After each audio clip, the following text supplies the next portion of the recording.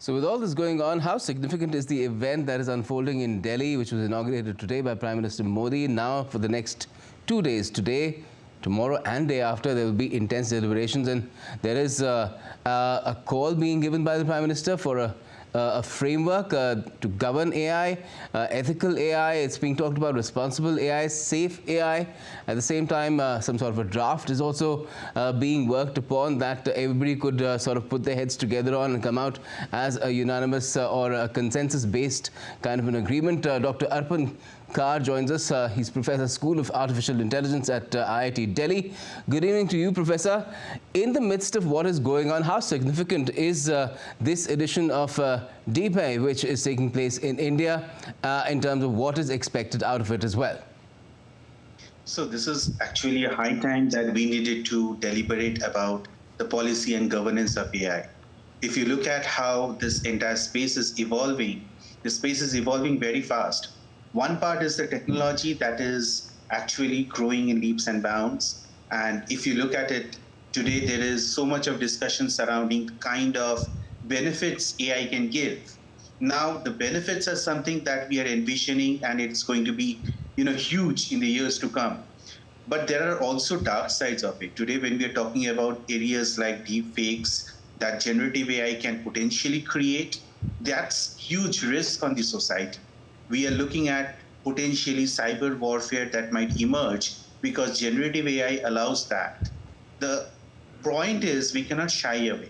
The reason is we cannot shy away because the benefits are immense, but we need to be also be cognizant about how this generative AI needs to be treated, because the data that's needed to be fed into the systems, they need to be having a balanced representation from all the sections of the society. There needs to be fairness in the models. There needs to be ethical concerns that needs to be taken into account when we are developing these models. And this requires a lot of training. This requires a lot more, deliberation, so that we can handle generative AI over the years in such a way that it is very much beneficial for the larger community.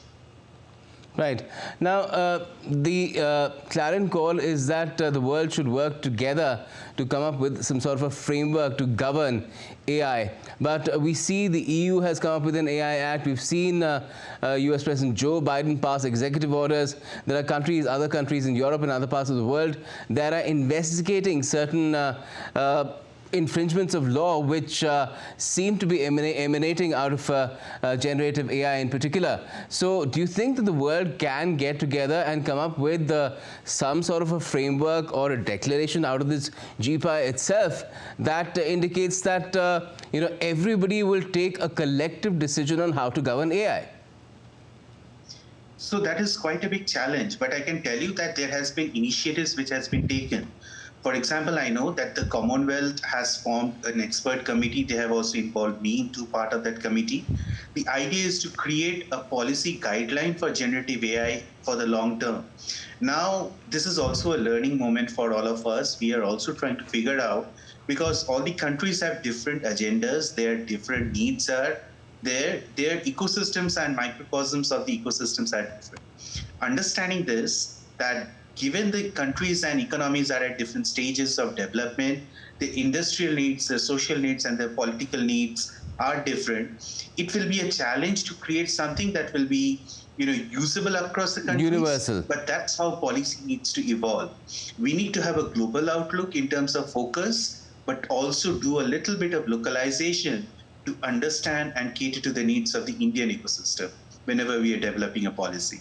And in terms of safe AI, what kind of guardrails or firewalls can be evolved which will prevent its misuse and falling into the wrong hands, something about which the Prime Minister warned today as well? So I think when you talk of safe AI, AI is an infrastructural asset that is increasingly become prominent. So when we talk about, say, the Industrial Revolution, there was a point of time the steam engine became, something of a differentiator. Then came electricity. Electricity was a differentiator. Today, electricity is a basic infrastructure that all of us are looking for. Similarly, AI is going to be an infrastructural asset that everybody needs to, do for. Now, what will happen is today we know how to harness the power of electricity. electricity, if it is not harnessed properly, people can die because of it. There can be fires in different systems, but we have managed to live with it.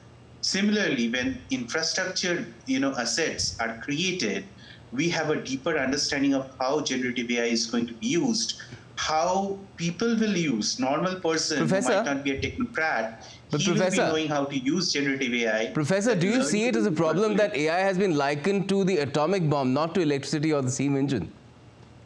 I'm not sure that it is just like an atom bomb, because even in atom bomb, when you're talking of atomic energy, there is a mechanism in which atomic energy basically benefits the society. It can also create destruction, but it can also benefit the society. So for me, it's an infrastructure. We as a society need to evolve so that we can know how to use that infrastructure. And there has to be governance and policies which will help us to ensure that the society is really benefiting from that infrastructure, rather than few miscreants of the society misusing it and creating a turbulence in the ecosystem. Well, let's hope that progress is made on that front through the event that is unfolding in the national capital in India. That's the GPAI, and we get to talk about it further as well in a day or two. Thank you for joining us for the moment, Professor Kar.